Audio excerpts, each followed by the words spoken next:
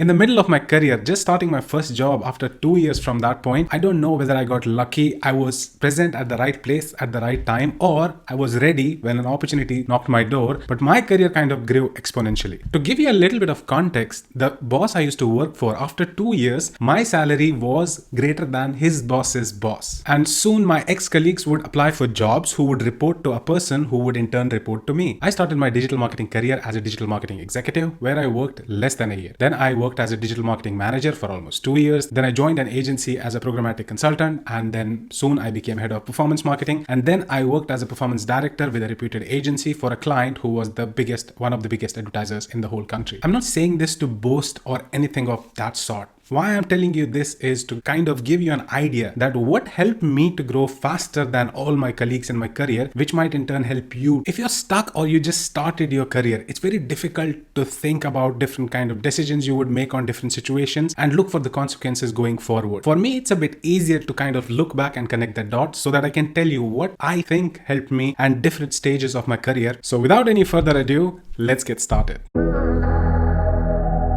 So the thing that got me first introduced to digital marketing was the curiosity. I remember in 2012 or 13, I wanted to buy a Sony HXV200 per zoom lens camera. You can take pictures of the moon and it was really exciting, and you can take those portraits with bokeh. And I was planning to buy it for a few months, honestly, and I used to research on Google and Amazon and Flipkart and all that. But one day what I saw an ad where they were exactly showing me that particular camera. And I was shocked that how do they even know that I'm looking for this camera? And while I was shocked enough, I remember in 2013, I got a laptop and I received an email which was addressed to me, "Hi Oves," from Amazon or Flipkart, saying that you might be also interested in this particular sleeve for that same laptop. I got some kind of curiosity to understand, how do they do this? How do they know I was looking for this particular camera? How do they individually write emails because somebody wrote it to me? It says, "Hi Oves." And my answers to all this was cookies and CRMs. And that's where I got kind of introduced to digital marketing. And I actually got a job in digital marketing.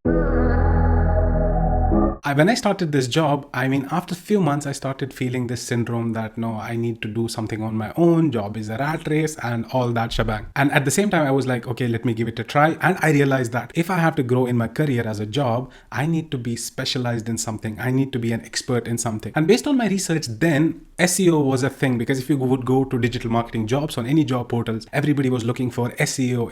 It was like a buzzword because I didn't know anything about digital marketing. And honestly, I gave a lot of time in learning SEO for a while, but finally after a month or so, I was like, no, this is not for me. I hated SEO. Like, I felt it's boring. And at the same time, what happened is one of my friends, his family owns a big newspaper, and he reached out to me and gave me basically an offer to start a company which was related to digital marketing. And it kind of checked all my priority boxes to do something on my own, and it was still with an online advertising domain. So I said yes.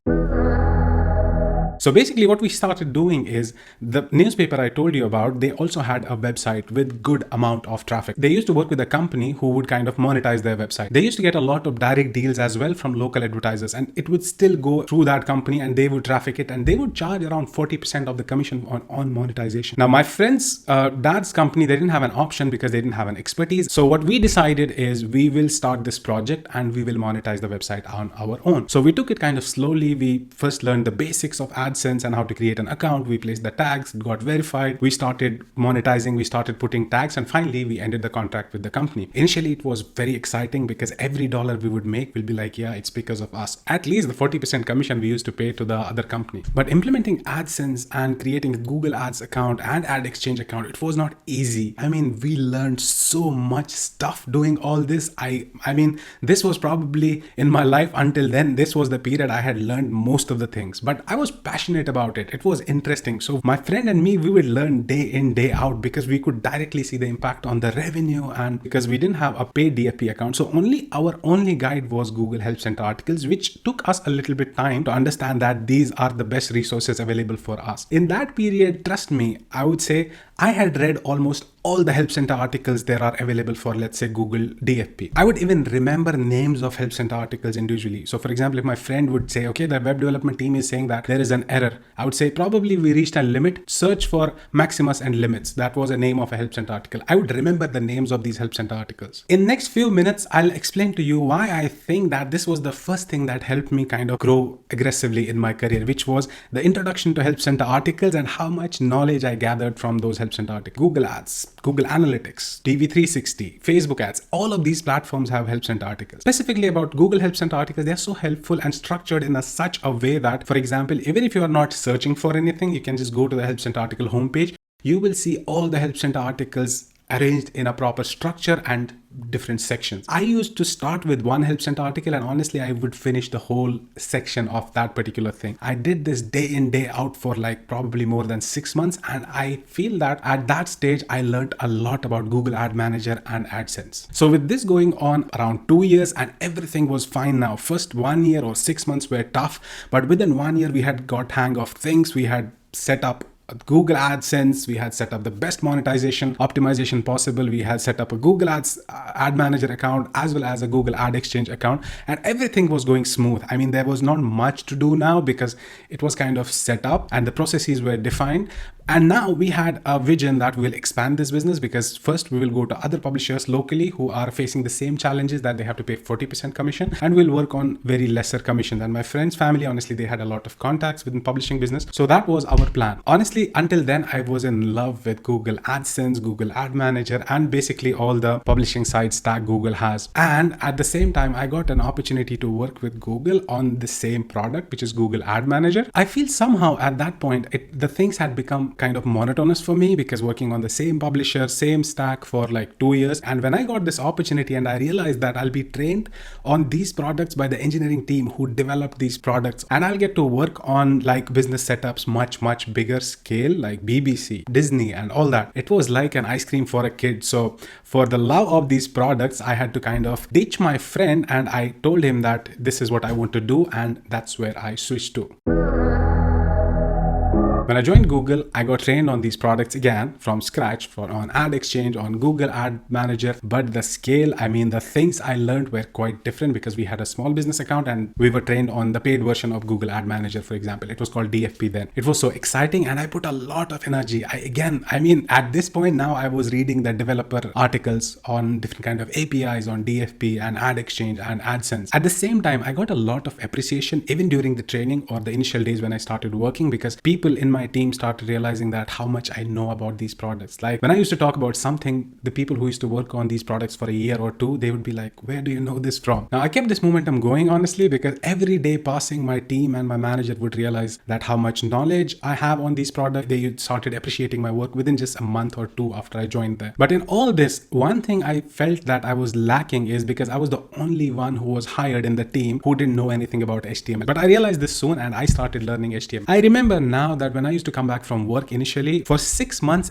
every day on an average, I learned about HTML for 5 hours a day. Now, honestly, there was no intention. It was so passionate about this kind of work, the online advertising, publishing side business, and these products. I didn't even feel that I was working so hard. But now when I look back, I feel like I put a lot of efforts in learning HTML, which was like a supporting skill for my job role then. Coincidentally, in 2016, Google started supporting HTML5 banners within DFP. And the designers these publishers had and advertisers had who used to upload these HTML creatives within their networks, they faced a lot of challenges. Like they would have a lot of problems implementing the exit events within the index file, or they would have errors within the index file of the HTML5 creatives, if you know about it. And I started getting, because when Google launched it, they had a lot of help center articles as well. I knew about it, and initially I used to help people to whoever faced any issues with these HTML5 banners with their networks. Just within a few days, that my manager told me that, you know what, they are creating kind of a task force all over the globe. I was the POC within my team for any HTML5 banners. So anyone in Google who faced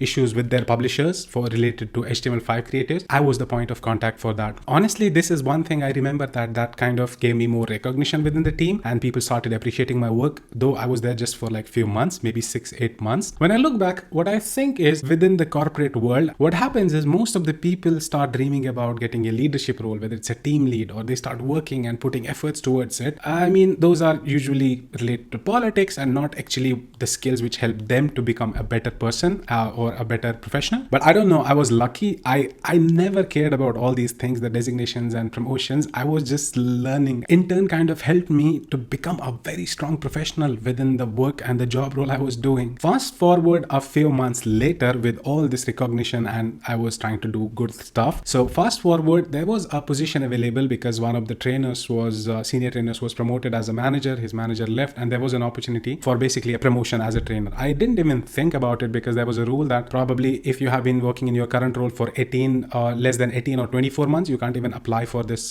promotion. I didn't even think about it. But to my surprise, my manager one day came back to me and he told me that the management has decided to offer you this role. I was like, I'm here just for less than a year. And they actually I was working for a big company. They actually took an exception for me because they thought I am capable enough to be a trainer and train other people on these products. And on the contrary, it was me who was thinking to say no to this offer because I wanted to be more involved within the operation, to work on bigger accounts.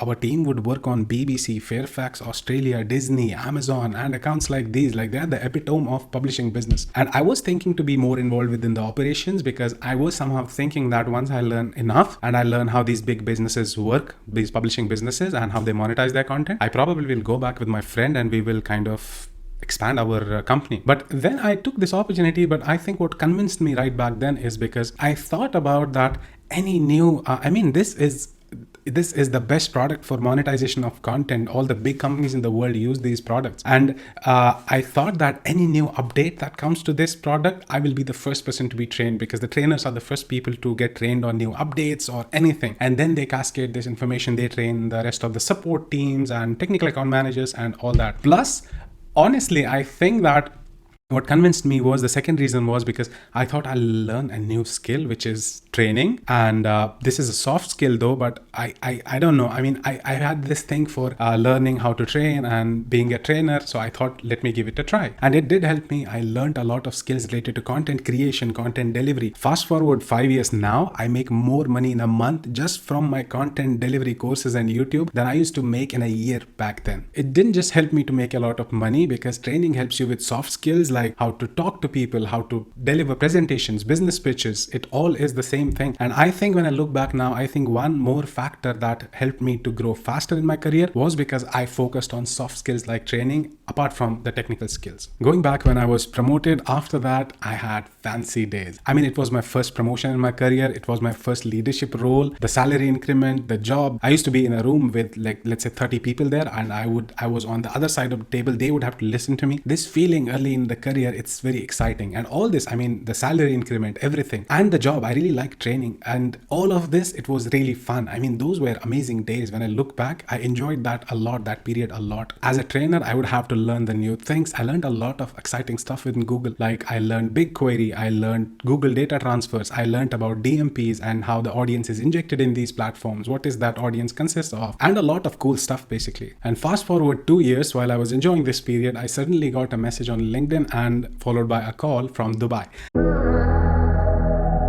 Someone who knows me as a client, they had referred me to someone they know in Dubai who owns an agency there. They called me, we discussed, and they offered me a role. It was basically a programmatic consultant where I would have to just focus on Oracle BlueKai because this agency, they were like a reseller of Oracle BlueKai technology within MENA region. I actually got an offer to become a kind of a consultant or implementation architect or whatever you want to call it. And it was an exciting opportunity. And the other thing it was doing for me is because while being in this business for a while, I realized that there are more opportunities and money on the advertiser side than on the publishing side because every company had started investing in digital marketing, huge budgets, and a lot of opportunities were evolving on the advertiser side than the publishing side. This was an opportunity for me to switch from publishing to advertiser side as well. The only catch here was that I probably was too comfortable. I had a huge apartment in Hyderabad and I had a car, my first self-earned car, and then I had an amazing social circle and things were doing great. And I had to leave all this I had to step out of my comfort zone, go to a new country, basically start from scratch, whether it comes to my social circle,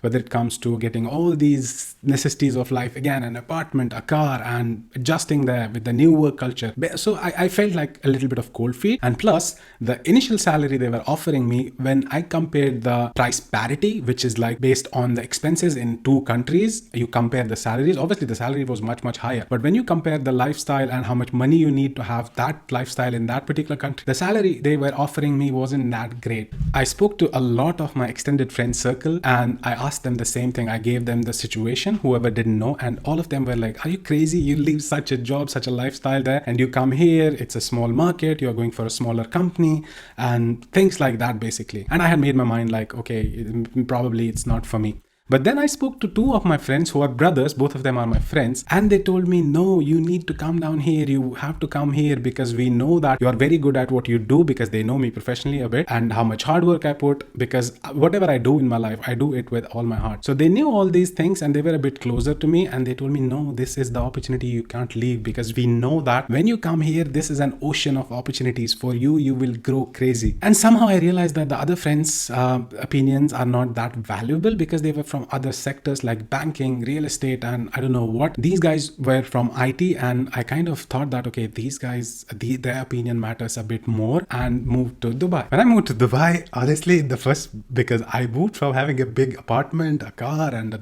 nice lifestyle to having one room in a shared apartment and things like that, because I didn't know what's going on. I didn't know any people. I didn't have any social or my professional network. I used to feel like, man, I did a mistake. But soon it changed. I think until then, I had developed this appetite of learning new things, and whatever it may be. I learned about Oracle Bluekai, I got trained, I got certified, and I started working on some projects. And honestly, I learned so much, and I started delivering as well. Like even there, my biggest fear that my work is recognized in this job, will it be recognized there? They started recognizing my work as well. And things started changing suddenly for me, because this was pure luck. I got to work for a boss who I learned so much that I had never learned so much from an individual before. I learned so much about a lot of stuff. He taught me how to negotiate. He taught me the business skills. He taught me the sales skills. And most importantly, he taught me how to hustle the right way. He still is the CEO of Bhupin. And with time passing, I felt that I know about quite some product. And honestly, I followed the saying which says, initially in your career, be deep, go deep, and later go wider. This is so true. I mean, this is the philosophy you should adapt. Even I talk it in a lot of my videos, that when you're starting digital marketing, for example, in this video, just focus on one product, focus on Google ads, then go wide. And that's when I started going towards Google ads, Facebook ads, media planning, strategy, DV360, campaign manager 360, Google analytics, tag manager. I was so strong in HTML and the products on publishing side. Honestly, this was a cakewalk for me. And fast forward 2 years from the day I landed in Dubai, I joined as head of programmatic for the same agency, and my salary grew with a factor of 4 or even a bit more. And I would again reiterate, the reason for this was because I followed initially in your career, go deep and then go wide. I even have videos here where I talk about what are the things I learned in 9 years of my digital marketing career, and what are the skills in digital marketing I think that are going to be in high demand in the next coming years. And after that, I worked with Bhupin for a bit more than 4.5 years, and it started getting a bit monotonous, and I had my priorities shifted a bit, and I joined another global agency where I joined as performance director for one of the accounts, which was the biggest advertiser in UAE. But one thing I want you to take away from this video really is, whatever you do in life, try to be the best in it. And all of this will be possible from learning. Just keep learning. Whatever you do it with all your heart. So I hope this video was helpful, entertaining, or anything for you which added any kind of value for these few minutes you spent on this video. Thank you so much. I will see you in the next one.